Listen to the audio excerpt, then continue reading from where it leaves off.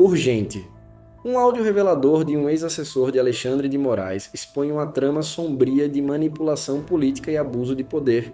Neste vídeo, Eduardo Bolsonaro revela os bastidores desse escândalo que ameaça a democracia brasileira. O que você vai descobrir? Manipulação de relatórios. Como o gabinete de Moraes utilizou o TSE para fabricar provas contra opositores. Perseguição política. Alvos definidos previamente para ações judiciais arbitrárias. Arbítrio institucional. A concentração de poder nas mãos de um único ministro do STF. Atenção! Este conteúdo é sensível e pode chocar.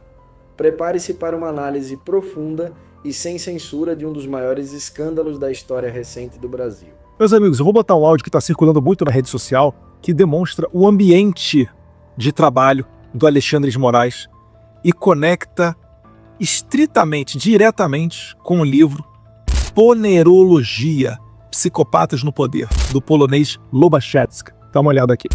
Bom dia, Eduardo, tudo bem? Olha, realmente a coisa está feia, viu?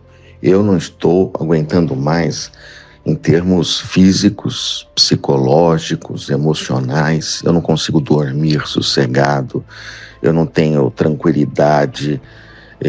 Eu estou perdendo completamente a rigidez mental, o pouco que eu ainda tinha, viu? Realmente a coisa está feia. É o que você disse aí, realmente, até depois em questões de audiência de custódia, sabe, ele vem dando palpite. Espera um pouco, né? Olha, eu não sei como vai evoluir isso, honestamente falando, mas eu sei que eu já cheguei ao meu limite. Aliás, já ultrapassei o meu limite faz tempo. O que o juiz aqui, auxiliar do Alexandre de Moraes, está relatando é um dos efeitos dessa ponerologia. Um psicopata é uma pessoa que não tem os valores iguais aos das pessoas comuns. Então uma pessoa comum, ela tem compaixão, ela tem empatia, ela sofre vendo a dor do outro. O psicopata não, ele tem um mundo próprio dele. Aquilo que para você representa sofrimento, para ele pode perfeitamente representar honra, algo para ele se orgulhar e etc. É por isso que eles cometem as maiores atrocidades sem ter um remorso na cabeça. E o Lobachevsky, quando ele descreve ponerologia, ele demonstra que quem está ao redor desses psicopatas, quando esses psicopatas chegam numa posição de poder, acabam sofrendo esse tipo de conflito. Essa inquietude moral, a perda de sono, porque ele sabe que está fazendo a coisa errada.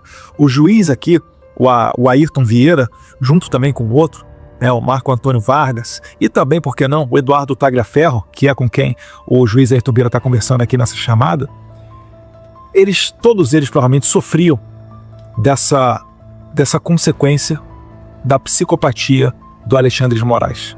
E esse relato vem em primeira mão no livro Ponerologia, porque é um livro escrito por alguém que foi perseguido político na Polônia. Então, repare que não são coisas ao acaso, e que isso daqui é mais um diagnóstico de que o Brasil está, sim, sendo dominado por um psicopata, uma pessoa que não enxerga limites e que tem prazer até em se meter em audiência de custódia para ficar prendendo velhinhos, muitas das vezes com base em posts que não tem nada de antidemocrático nas redes sociais. Situações em que eles colocam lá, não respeitar a Constituição é um golpe.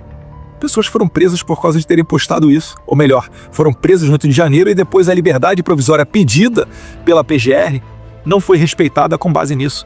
Pessoas que foram confundidas com homônimos. Inclusive a própria chefe de gabinete do Alexandre de Moraes se metendo nessas pesquisas para fabricar esses ditos casos positivos para que continuassem presos. Isso não é democracia, na verdade é o oposto da democracia. E quando Moraes toma um carimbo na cabeça de violador de direitos humanos, é contra isso daí que o Trump e o governo dos Estados Unidos está trabalhando. É para resgatar a harmonia entre os poderes, como disse o Christopher Landau.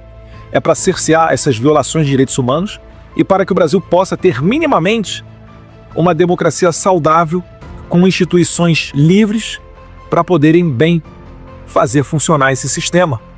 Livres, por exemplo, o Congresso Nacional precisa ser livre, sair das ameaças do Alexandre de Moraes para conseguir pautar um projeto de anistia, que é a pauta prioritária do maior partido da Câmara, o PL.